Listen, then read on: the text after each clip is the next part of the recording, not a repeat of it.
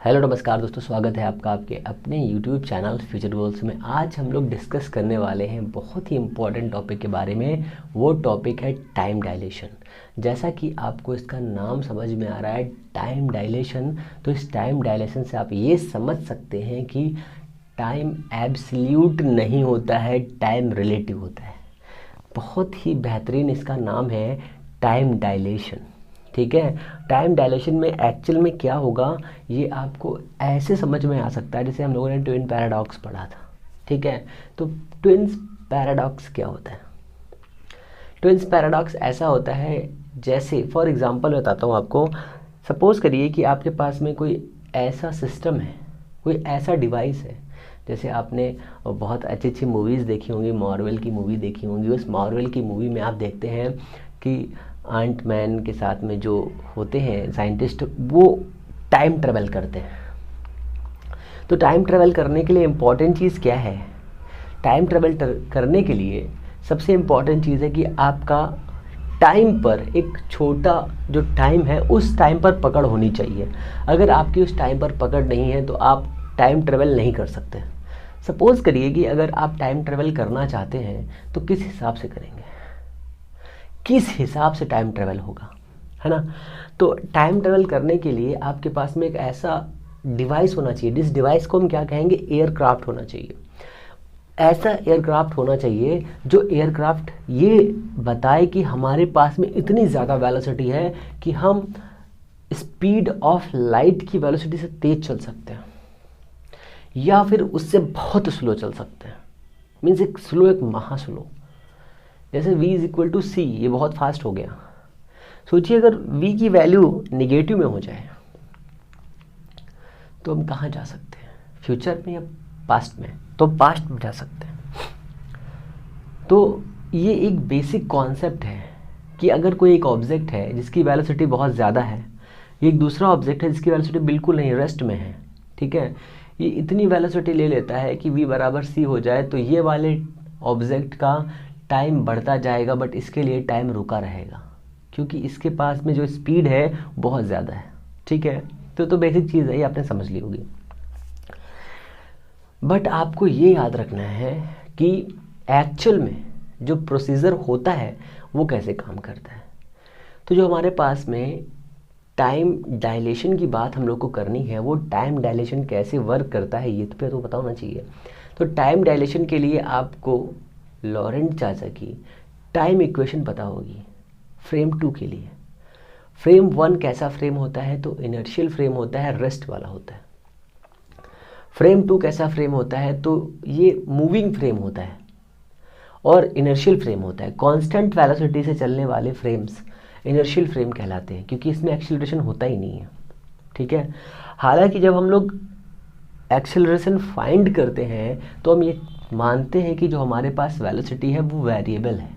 ठीक है, तभी हमारे पास में एक्सेलरेशन आता है, नहीं तो एक्सेलरेशन आएगा ही नहीं।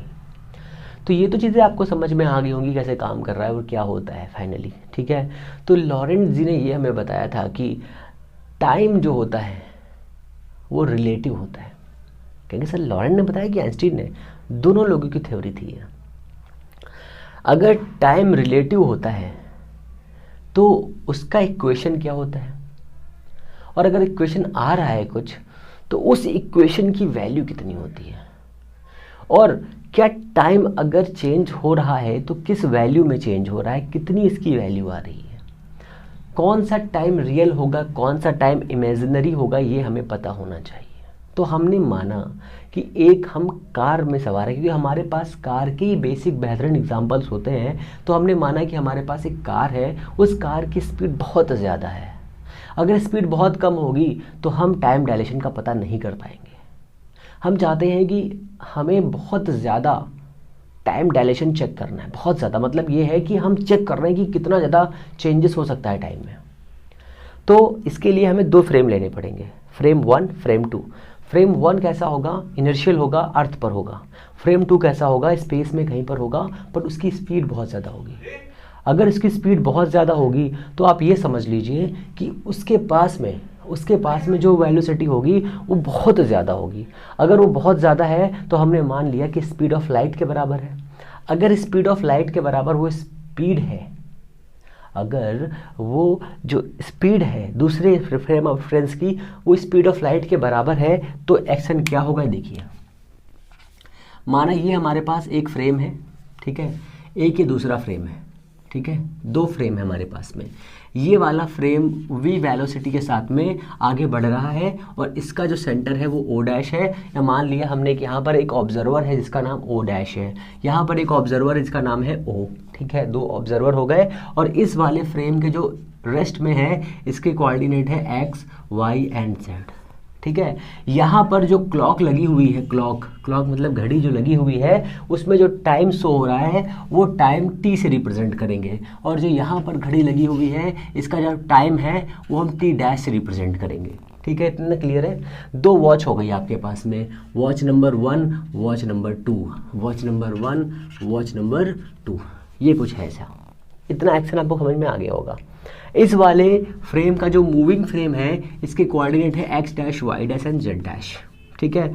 ये आपको दो चीज़ें पता होनी चाहिए। इसके पास में कांस्टेंट वेलोसिटी से ये मूव कर रहा है किसी भी डायरेक्शन में, ठीक है। इतना हमको पता है कि लॉरेंट चाचा का इक्वेशन है t dash is equal to T X minus X V by C square, और यहाँ पर आता है k। We know that k is a constant, ठीक है, k is a constant. k की वैल्यू कितनी होती है, तो सर k की value 1 minus V square by C square होती है। ये हम लोग बहुत देर से पढ़ते चले आ रहे हैं और हमको पता है, ठीक है। तो ये हमारे पास इक्वेशन है, इस इक्वेशन का हमें इस्तेमाल करना है। ये किसकी इक्वेशन है, ये लॉरेंट चाचा की इक्वेशन है, और इस इक्वेशन का इस्तेमाल हम बचपन से करते चले आ रहे हैं, ठीक है, 1905 के बाद से। तो ये हमारा इतना हो गया, इतनी चीज़ें हमारे पास हैं। तो हमने कहा सर अभी तो हमें समझ में नहीं आ रहा है कि वॉच कैसे आपने वहाँ बना दी, एक वॉच यहाँ बना दी, ये काम कैसे करेगी। तो बताइए सर। बिल्कुल, अब सपोज करिए कि यहाँ पर एक इवेंट होता है, इस वाले पॉइंट पर हमने यहाँ पर 5 सेकेंड नहीं 10 सेकेंड का एक वीडियो प्ले किया, ठीक है। यहाँ पर हमने 10 सेकेंड का एक वीडियो प्ले किया, या लिख रहा हूँ मैं वीडियो, ठीक है, एक वीडियो हमने यहाँ पर प्ले किया, ठीक है। तो यहाँ पर जो ऑब्जेक्ट होगा जो मूविंग में है, मीन्स हमारी कार के अंदर बैठा हुआ ऑब्जेक्ट है, उसके लिए जो ये वीडियो एक टाइम से स्टार्ट होगा, वो टाइम हमारा कौन सा होगा, इनिशियल टाइम। कहाँ लिखूँ, यहाँ लिखूँ, ठीक है। तो फॉर फ्रेम ओ डैश, ठीक है, for frame O dash initial time starting video, ठीक है। तो हमने कहा सर वो होगा हमारा T1 डैश, कोई दिक्कत नहीं। जैसे ही वीडियो फिनिश होगा उसके लिए टाइम कितना होगा, तो फाइनल टाइम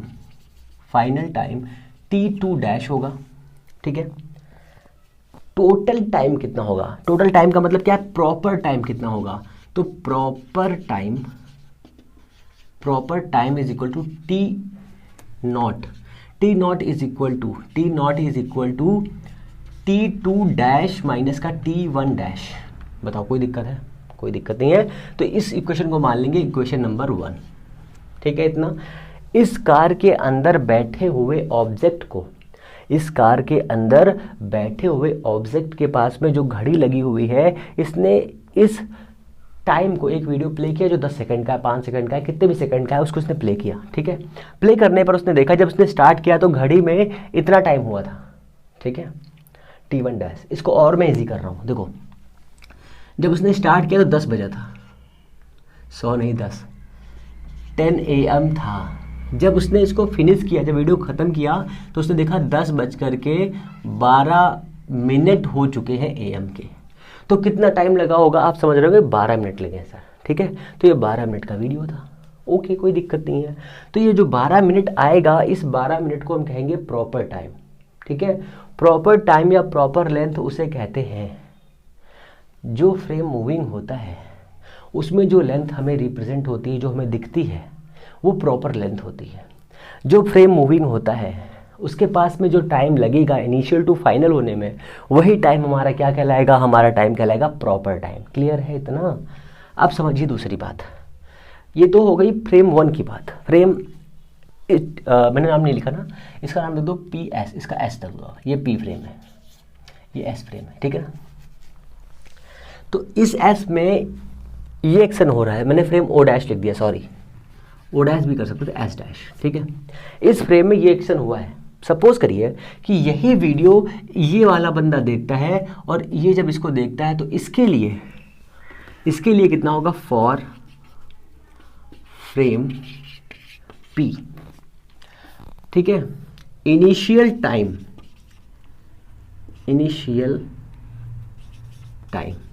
कितना होगा इसके लिए, जब वीडियो प्ले होगा तो कितना टाइम होगा, सोचिए, दिमाग लगाइए। अब आप ये नहीं बोल सकते कि ये है, क्योंकि ये वेलोसिटी से मूव कर रहा है इसलिए यहाँ पर चेंज होगा, इसलिए यहाँ पर ये हो जाएगा हमारा T1 ओनली, सॉरी डैश नहीं लगाएंगे, डैश तो उसमें रहता है।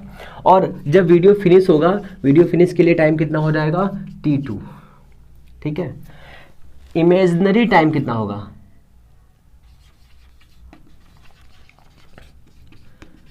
ठीक है, T is equal to T2 minus का T1।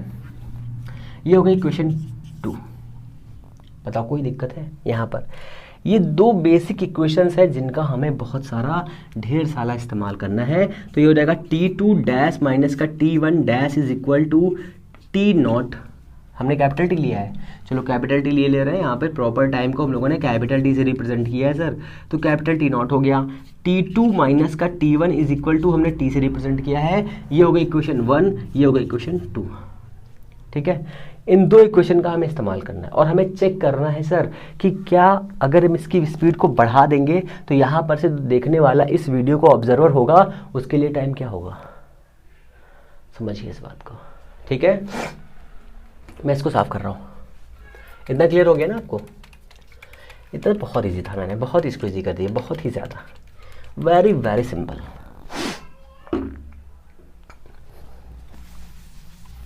अब हमारे पास दो इक्वेशंस हैं, इन्हीं दो इक्वेशंस का हमें इस्तेमाल करना है और ये बताना है सर कि क्या होगा जब ये चीज़ें काम आएंगी। मीन्स जब कोई एक फ्रेम या कोई एक ऑब्जर्वर किसी एक दूसरे ऑब्जेक्ट को देखेगा तो क्या होगा, हमें ये बताना है, ठीक है। हमें ये रिप्रेजेंट करना है, बस बाकी कुछ नहीं करना है। तो यूजिंग लॉरेंट टाइम इक्वेशन, ठीक है, टाइम का इक्वेशन यूज़ करेंगे।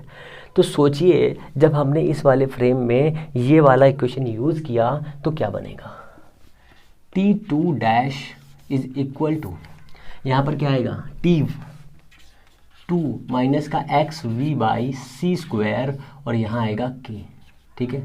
तो इस इक्वेशन को ऐसे ना लिख करके, क्या हम ऐसे लिख सकते हैं, क्या हम इस इक्वेशन को ऐसे लिख सकते हैं सर, बताइए, ऐसे लिख सकते हैं ना? बिल्कुल सही लिख सकते हैं sir. T1 dash is equal to KT1 minus का XV K by C square. क्या इसको ऐसे लिखा जा सकता है? बिल्कुल लिख सकते हैं, इसमें क्या दिक्कत है, इसमें क्या दिक्कत है, कोई दिक्कत नहीं है।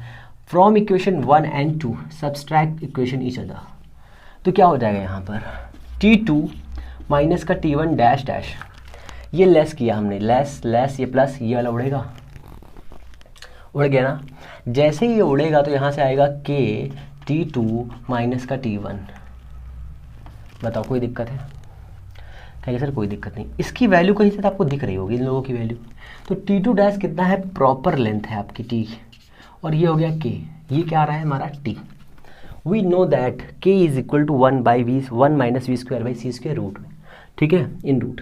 तो ये हो जाएगा हमारा T0 is equal to K is equal to 1 minus V square by C square and T0 ने T ओनली। ये हमारी इक्वेशन आ गई, ये हमारी इक्वेशन आ गई, और ये हमारा है T।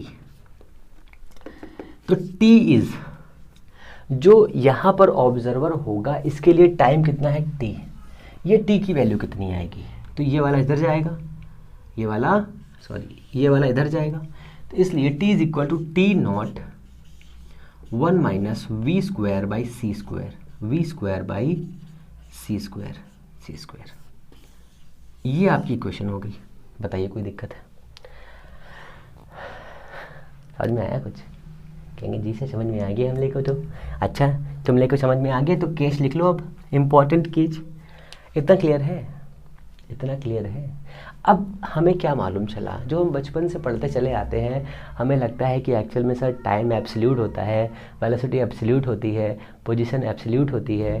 तो हमें मालूम चल गया मास एब्सोल्यूट होता है, एनर्जी एब्सोल्यूट होती है। तो हमें मालूम चला कि सर सब कुछ रिलेटिव है, सब कुछ रिलेटिव है, सब मोहमाया है ना। तो ये हमारा इतना हो गया है। अब इसके आगे देखिए, ये हमारी चीज़ें कुछ हो गई हैं।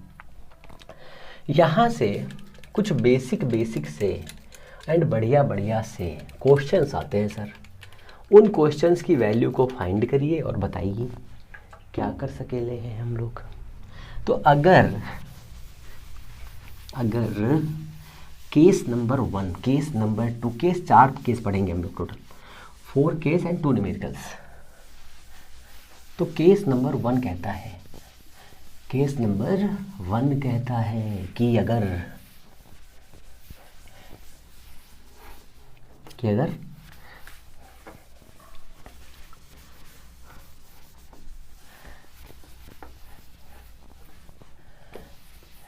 ठीक है, इतना क्लियर है। अब समझो केस 1, तो केस 1 क्या है? तो केस 1 ये रिप्रेजेंट कर रहा है अगर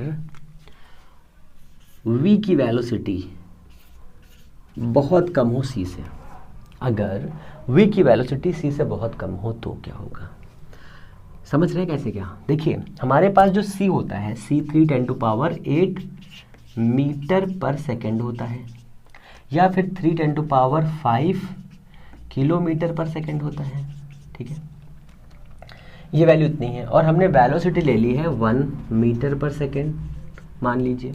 अगर हमने ये वैल्यू ली है 1 मीटर पर सेकेंड तो v/c की वैल्यू कितनी आ जाएगी सोचिए। तो हमने 3 लिए, 3 मीटर हमने लिया, 3 मीटर पर सेकेंड। ठीक है, 3 मीटर लिया है हमने, 3 मीटर पर सेकेंड मतलब 1 सेकेंड में 3 मीटर चल रहा है। ठीक है, तो 3/3 10⁸ का होल स्क्वायर, v²/c² कितना हो जाएगा सोचिए। 3 से 3 उड़ेगा, 10 की पावर स्क्वायर, 10 की पावर कितना हो जाएगा? 16 हो जाएगा। बताइए ये वैल्यू कितनी हो सकती है? क्या इस वैल्यू को हम ज़ीरो कंसिडर कर सकते हैं? सोचिए, क्या हम इस वैल्यू को ज़ीरो कंसिडर कर सकते हैं? जी हाँ। अगर हमने इस वाली वैल्यू को ज़ीरो के अप्रॉक्सीमेट मान लिया तो हमारे पास केस नंबर 1 में क्या आ जाएगा? t = T0 आ जाएगा। समझ में आया कुछ? समझ में आया? c की velocity means velocity of light कितना है? 3 10⁸ इतना है। v हमने कितना लिया? 3 मीटर पर सेकेंड, बहुत कम वेलोसिटी है। देखिए यहाँ पे मैंने लगाया है, सॉरी, ठीक है, मच लेस देन v। ठीक है, अगर ऐसा कुछ हो जाएगा तो क्या होने वाला है? मैं एक बार देख लेता हूँ स्क्रीन सही है कि गलत हो गया है कुछ। हाँ बिल्कुल सही है, कोई दिक्कत की बात नहीं है।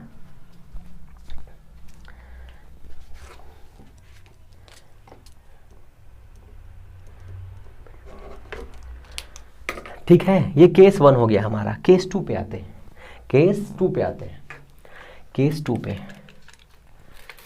1 आपने लिख लिया है, केस 1 एंड केस 2।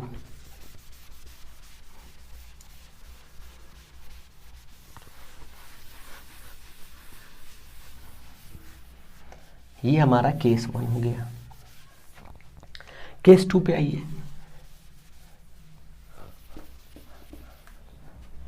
अच्छा, केस 2 क्या हो सकता है? एजम्पशन कर सकते हैं आप। केस 2 तो केस 2 में क्या रहेगा? अगर v = c हो जाए सर तो क्या होगा? केस 2 v = c रखेंगे तो देखिए ये वैल्यू क्या आएगी? तब भी ये वैल्यू t = कितना आ जाएगा? इस कंडीशन में t = आएगा 0। मीन्स ये वाली घड़ी चलेगी ही नहीं, मतलब इतनी स्पीड हो जाएगी कि ये घड़ी चलेगी ही नहीं, मतलब बंद हो जाएगी। मतलब ये रहेगा कि ये वाली जो वॉच है, जो टाइम बढ़ रहा है, ये रुक जाएगा। मीन्स ये टाइम भी रेस्ट हो जाएगा, वॉच रुक जाएगी। सोचिए, बहुत इंपॉर्टेंट चीज़। अगर आप, गाना है बहुत सुंदर सा, बताओ, है ना, है ना। जब मैं तुमसे मिलने आऊँ समय रुक जाता है, थम जाता है। तो वो जो समय थम जाता है ना, जो समय थम जाता है वो थमता कैसे है? सोचिए, जो गायक लोग थे उनके पास में स्पेशल थ्योरी ऑफ रिलेटिविटी का नॉलेज था, है ना। स्पेशल थ्योरी ऑफ रिलेटिविटी का जो नॉलेज है उनके पास में, उसका इस्तेमाल वो लोग इसमें कर लेते हैं। मतलब इतनी ज़्यादा होता है ना कि मैं तुम्हारे पास आ जाऊं और तुम और मैं छिप जाएं, लुक जाएं, ये कर दें, वो कर दें। तो ऐसा ही तो होता है ना गानों में, हर जगह पर। तो कहने का मतलब क्या है? कहने का मतलब ये है कि अगर आप चाहते हैं आप किसी से मिलने जाएं और वो घड़ी रुक जाए, तो आपको कितनी तेज़ी से मिलना होगा ये आप समझ सकते हैं, है ना। इस फॉर्मूले से आप ये समझ सकते हैं कि कैसे क्या होगा। ठीक है, तो यहाँ पर घड़ी जो है रुक जाएगी। ठीक है, ओके। अब आगे चलिए, केस नंबर 3 पे आ जाइए। Case number 3, case number 3। तो केस नंबर 3 में क्या है? v is equal to 0.5 c approximate. ठीक है, अप्रॉक्सीमेट 5, 6, 7 इस टाइप का अगर होगा तो ये वाली वॉच और ये वाली वॉच में क्या डिफरेंस होगा? ठीक है, अगर कुछ ऐसा आता है तो हम लोग देखते हैं क्या आ जाएगा। t is equal to T naught 1 minus 0.5 by C C का होल स्क्वायर। सी सी उड़ेगा, ये कटेगा 10 हो जाएगा, ये कटेगा 1/2 हो जाएगा, तो हो जाएगा टी नॉट रूट में 1 माइनस, तो कितना हो जाएगा 1/4। ये कितना आएगा? टी नॉट रूट 3/2, या फिर टी नॉट इंटू ये कितना आएगा 1.7, और ये आएगा 2, ये जाएगा 10 आएगा, ये आएगा 8/5 आएगा। तो टी नॉट इंटू 8.5 टी, हाँ 8 पॉइंट है ना। T is equal to this, T is equal to 0.8 T naught. ठीक है, पॉइंट क्या? अब सोचो, ये वाली वॉच फास्ट है या स्लो है? तो ये वाली स्लो हो जाएगी, मतलब ये वाली वॉच जो है स्लो दिखेगी इसको, ये वाली फास्ट चलेगी, सॉरी फास्ट चलेगी।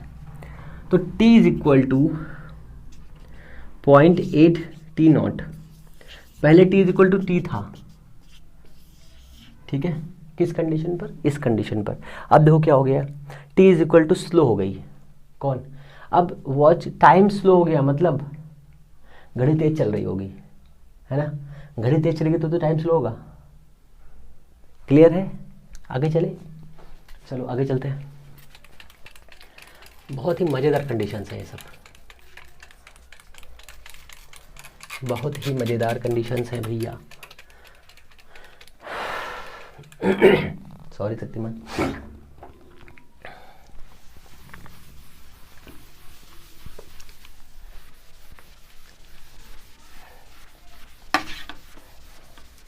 सोचिए, अगर एक पाई में शान दिया हुआ है, एक पाई में शान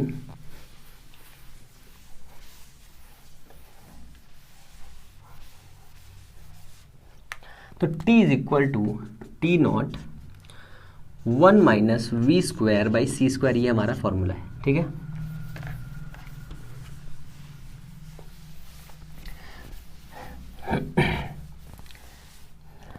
एक पाई में शान दिया हुआ है जिसकी स्पीड है कितनी? जिसकी स्पीड है 3 10 टू पावर 5 मीटर पर सेकेंड। ठीक है, और टाइम है उसके पास, प्रॉपर टाइम जो उसका है 2 सेकेंड, 2 10 टू पावर -3 सेकेंड है। तो रिलेटिव टाइम फाइंड करना है इसके लिए। t is equal to 2 10 to power -3 root में 1 माइनस, बहुत सिंपल है, देखिए बहुत इजी कर दिया मैंने, v स्क्वायर तो हो जाएगा 9 10 टू पावर 5 हो जाएगा, ये 10, 5 हो जाएगा कितना 10, और 3 हो जाएगा 9 10 टू पावर 16, स्क्वायर मैंने पहले ही कर दिया, 9 से 9 उड़ेगा, तो कितना आ जाएगा 2 10 टू पावर -3 रूट में 1 minus 10 to power 10 by 10 to power 16, कितना बचेगा 6। तो ये कितना हो जाएगा सर, -3 इंटू रूट जाएगा 1 माइनस 0.0000, 3 2 5, एक और जीरो नहीं, बस 0.1 हो जाएगा यहाँ पे, 0.1। तो इसको आप सॉल्व कर लीजिए। कहेंगे सर इसको सॉल्व कैसे करें हम, हमरे को तो आता ही नहीं है। तो भैया 0.00000, 3 2 5 1 0, नहीं एक लगेंगे यहाँ पर और एक से घटा देंगे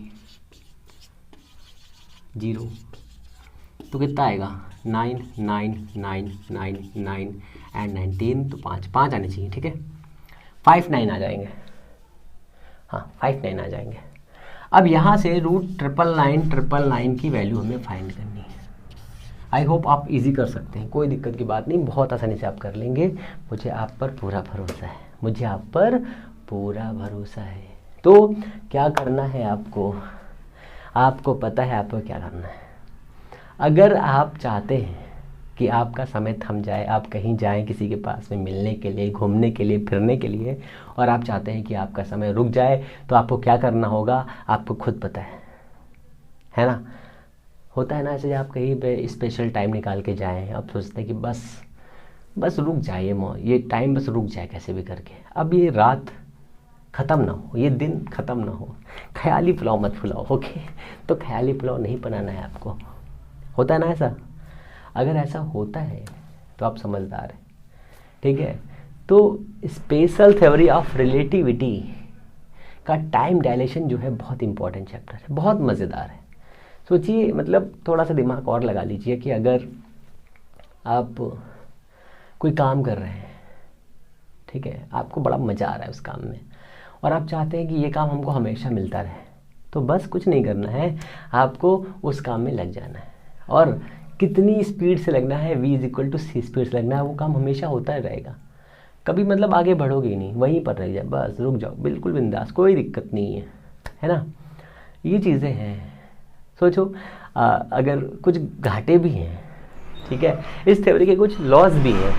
तो लॉस क्या है, तो लॉस ये है कि अगर सोचिए कोई गांव का बंदा है या बंदी है जो गोबर उठा रहा है ना, और इसने इतनी जल्दी से उसने इतना गोबर उठा लिया, तो क्या होगा उसका, वो गोबर उठाता रह जाएगा, है ना, परेशान हो जाएगा, कहेगा क्या सर इतनी घटिया थ्योरी देने की ज़रूरत क्या थी, मैं गोबर उठा रहा था, गोबर उठाता रहूँ, उठाता रह जाऊँ।